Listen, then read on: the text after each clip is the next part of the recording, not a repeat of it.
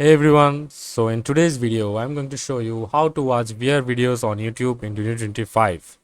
So first of all, if you are using PC to watch VR videos, so make sure to plug your VR device via the cord, or if you are using a Bluetooth device, then make sure to connect the device with Bluetooth and pair it accordingly, and make sure that the VR is now working, and then you can just go to youtube.com and just search for VR videos like this, and you are ready to play, and you can see the VR videos on your